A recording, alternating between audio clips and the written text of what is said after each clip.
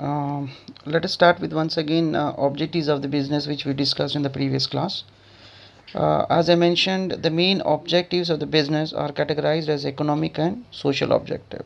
So as we discussed in earlier case that whatever the activity you do, there will be definitely one objective with which we start our business. So objective can be defined as an end point, like a end which a business wants to accomplish. So what we want to accomplish at the end of the business, what we call as an objective. So there are two types of objectives, what we can say, that is business economic activity and the social objectives. First of all, when you start a business, as everybody's target is to earn a profit, so the first important point here is to remember that profit is our first target. Our main objective, it begins with a profit, because when you start a business, our main motive is to earn the profit. So obviously the first objective would be earning the profit. Once you start earning the profit in the market, the second target would be for you is to survival, because you need to focus on the surviving. Once you start earning the profit, you should target for surviving in the business. Apart from the surviving in the business, if you want to continue with the same thing, you have to see the growth of the business. So as it is like, first target would be like earning a profit, and the second is for survival, and the third is the growth. This is our economic objective. So every business organisation, यानी जब हम business start करते हैं तो पहले तो हम profit के लिए फोकस करेंगे. सो पहला ऑब्जेक्टिव हमारा प्रॉफिट होगा. अब जब प्रॉफिट अर्न करना शुरू हो गया, on profit we are comfortably earning, then we have to see that market में सर्वाइव करना. सर्वाइव करने के लिए we need to compete with others, और we need to like improve our self. Services को इम्प्रूव करना है, और रेवेन्यू कॉस्ट को कम करना है, कॉस्ट को कम करना है, रेवेन्यू को बढ़ाना है. So these are all the planning of survival in the market. उसके बाद हमें ग्रोथ यानी एक्सपेंशन करेंगे बिजनेस को, या तो प्रोडक्ट्स डाइवर्सिफिकेशन करेंगे. So we should plan for growing. Now the social objective what we have is society के लिए, as the human, as the business is the part of society and it make use of the resources of the society. Definitely it should do something for the society, and it should be societal objectives what we can call. So what objective you want to attain as a social objective? एक तो है quality goods हम supply करेंगे, so that it will be beneficial for the society as well as for our business. Second, हम लोग unfair trade practice करेंगे, मतलब किसी को चीट नहीं करेंगे, लाइक कैपिटलाइज नहीं करेंगे सिचुएशन को, और क्वालिटी लेस गुड्स दे के उनको, मतलब चीट नहीं करना, right. So shortage of goods करके उनको प्राइस बढ़ाना, या जो इकोनॉमिक मतलब सिचुएशन की डिमांड पे, in the situation of like reverse situation we may not capitalize the situation. So जहाँ पे हम फोर्स नहीं करेंगे कि कस्टमर को ज़्यादा पेमेंट करे. So this are all the unfair practices we don't want to continue. And then generation of employment opportunities, ज़्यादा से ज़्यादा अपना सोसाइटी के लिए एम्प्लॉयमेंट अपॉर्चुनिटीज़ हम जनरेट कर सकते हैं. This would be our objective for the society. And then welfare of employees. Apart from the society, we need to focus on our employees also. If we provide facilities like crash facility for the employees, or like the medical facility, education facility to our employees, and giving a good working environment to employees, ये सारी चीज़ employee के motivation को develop करता है. And this would be social objective as well as हमारे business के लिए बेनिफिट होगा, लेकिन बिकॉज क्योंकि employees will coordinate for our development, our activities. So ये सब तो हम डिस्कस किए थे प्रीवियस में. Now will focus on the business risk. First of all तुम्हें ये समझना है what is risk. What is risk, सब लोग सुने होंगे, अरे ये बहुत रिस्क है भाई.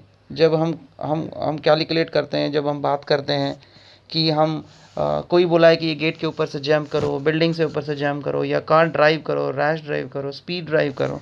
सो इसमें इस केसेस में क्या बोलते हैं भाई, इसमें रिस्क है, right. There is a risk in this. Everybody says that risk is there. What do you mean by risk actually? How you define the risk? See doing a business involves a risk and कहीं हम driving road पे चल रहे हैं तो if you don't concentrate on yourself and if you don't focus there will be a risk. So what do you mean by risk? Risk के बारे में तो बहुत सुन चुके हैं. So here what I explain you is risk means here is अगर हम generally the possibility of like a inadequate profits we can say as जो प्रॉफिट्स के लिए हमारा बिजनेस स्टार्ट किए हैं, अगर हमारा बिजनेस एक्सपेक्टेड प्रॉफिट्स अगर नहीं आता है, that means your actual is not matching with your expected. If your actual does not match with your expected, it is called as a risk. Say an example, हम profit earn करना चाहते हैं business में 1 लाख, लेकिन अगर कुछ situation की वजह से अगर 1 लाख की जगह 80,000 ही प्रॉफिट आया, या 1 लाख से ज़्यादा भी हो सकता है. इसलिए 1 लाख एग्जैक्टली हमारा एस्टिमेटेड हो भी सकता, नहीं भी सकता है. इसलिए हम बोलते हैं इसमें रिस्क है, क्योंकि every day whatever the sale is expected may not happen. So हमारे सेल्स नहीं होंगे, हम सेल भी नहीं कर पाएंगे, या सिचुएशंस डिफरेंट रहेंगे मार्केट में. कोई अनफोर्सिन एक्टिविटी हो सकती है, जैसे अभी कोरोना चल रहा है तो कोरोना का एक्टिविटी में रिड्यूस योर सेल्स, या कोई अनफोर्सिन एक्टिविटी हो गया जो मतलब स्टेट बंद हो गया, या पॉलिटिकल इनबैलेंस हो गया, या कोई अपने बिजनेस का कोई प्रॉब्लम हो गया, लीगल कोई सूट फाइल किए. So there are so many things are there. कोई डिज़ास्टर हो गया, बारिश ज़्यादा हो गया, रेन ज़्यादा हो गया. These are all the disasters are the various reasons because of which your expected things may not come true. तो सिंपल लॉजिक है कि जैसे लास्ट ईयर आप लोगों ने 10th क्लास में पढ़ा, अभी तो 11th में है.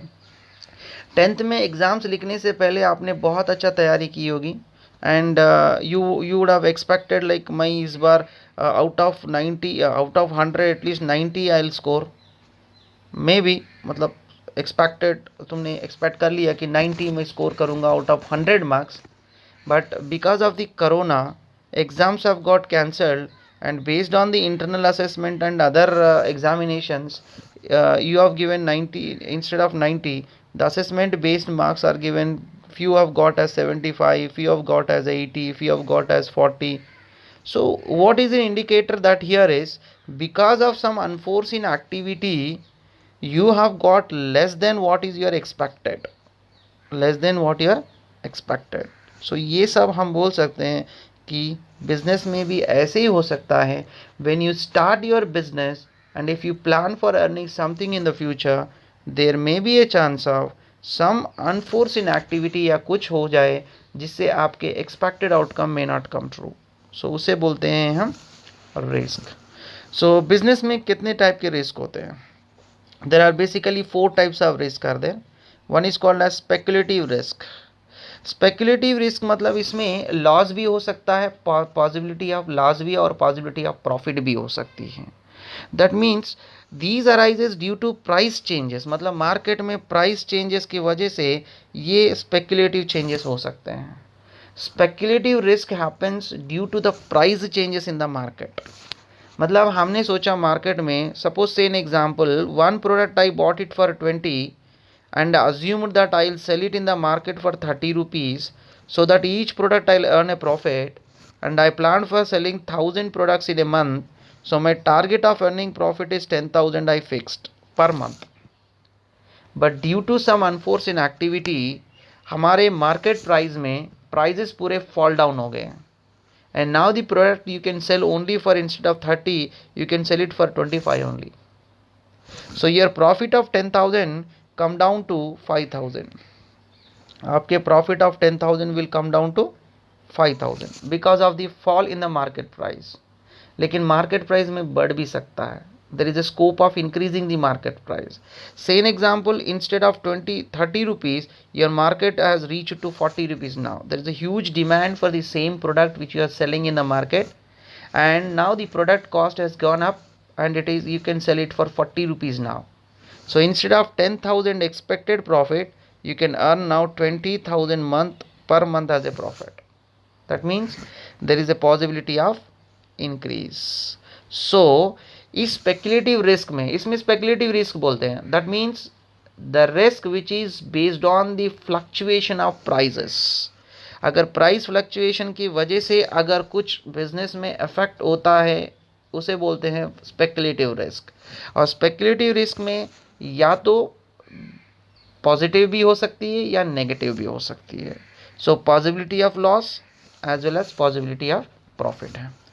सेकेंड वन है pure risk.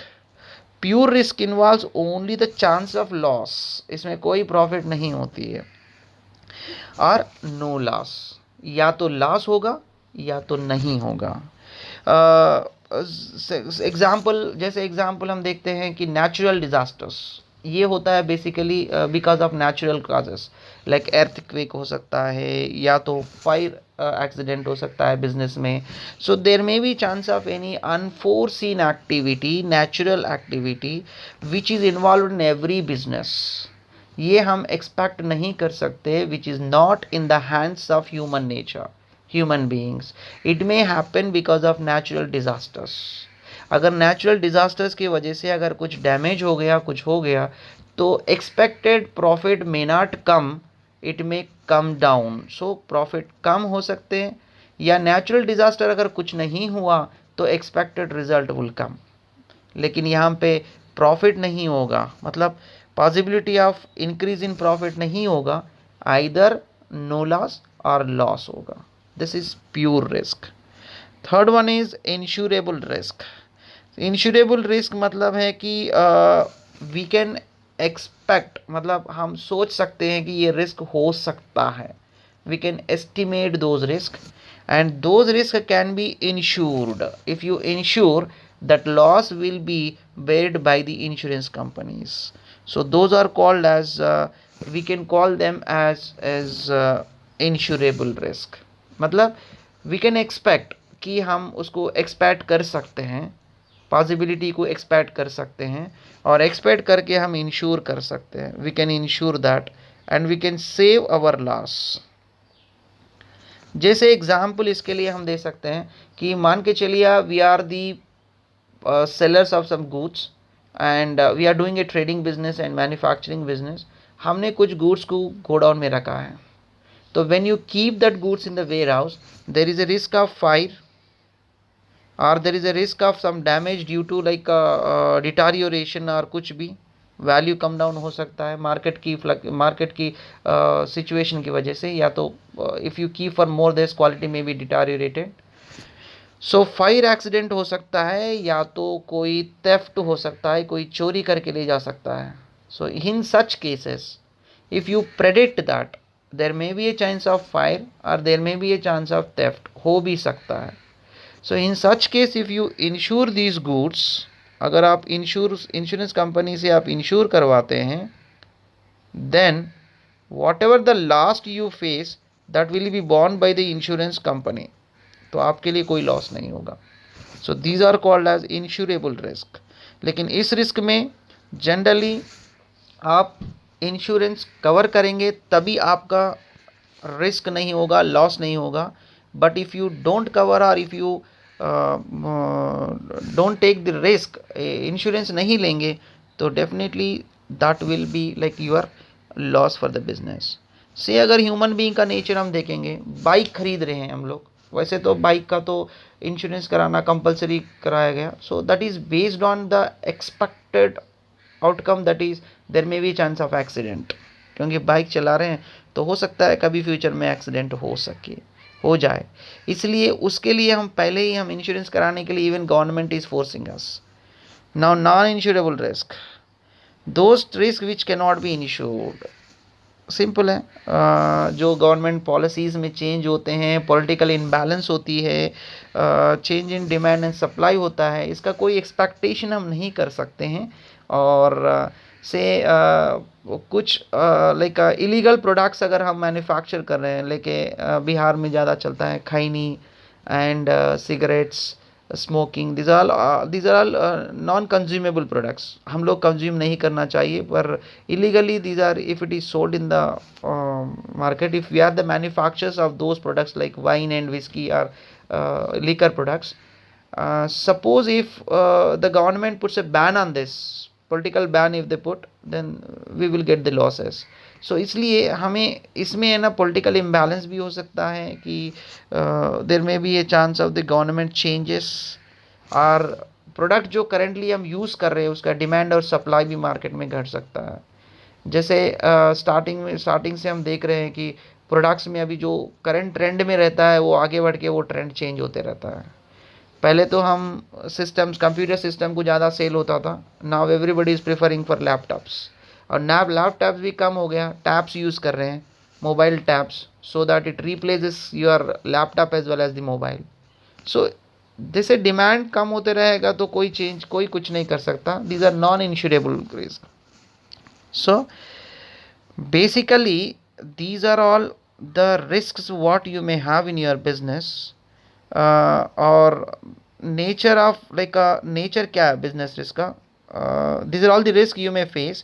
So let us see the next point, that is nature of business risk.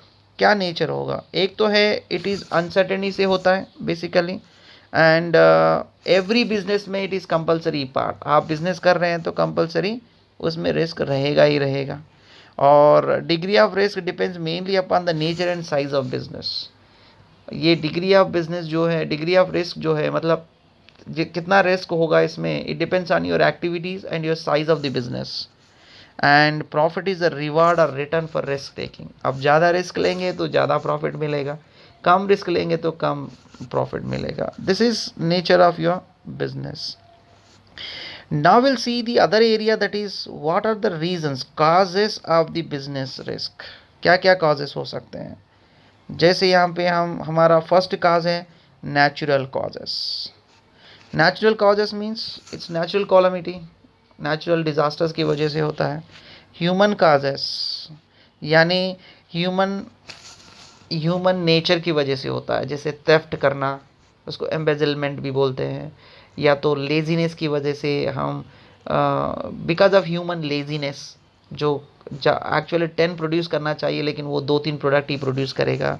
This are all human nature. economic causes are basically related to the business risk like demand and price fluctuations. economic situations, demand price fluctuations की वजह से अगर कोई हमारे risk arise होता है सो उसे हम इकोनॉमिक कॉजेस बोलते हैं. And there may be other risk we have, those are due to some technological changes, or merchant like what you can call as techniques. The new technology, if it is introduced, the old goods may be like deteriorated, मतलब उनका value कम हो जाता है. So because of new technology आप technique use करेंगे, because of the techniques we may be having like a risk in the business. और second one ये है कि अगर हमारे मशीनरीज प्रॉब्लम होते हैं, लाइक टेक्नोलॉजी जो यूज़ कर रहे हैं उसमें अगर टेक्निकल प्रॉब्लम्स आते हैं, हो सकता है कि टेक्निकल प्रॉब्लम भी आ जाए, तो generally it may happen because of technical problems also. So those comes under other causes. So these are all what we have as the risk, business risk what you can call. So today I am concluding here about the business risk.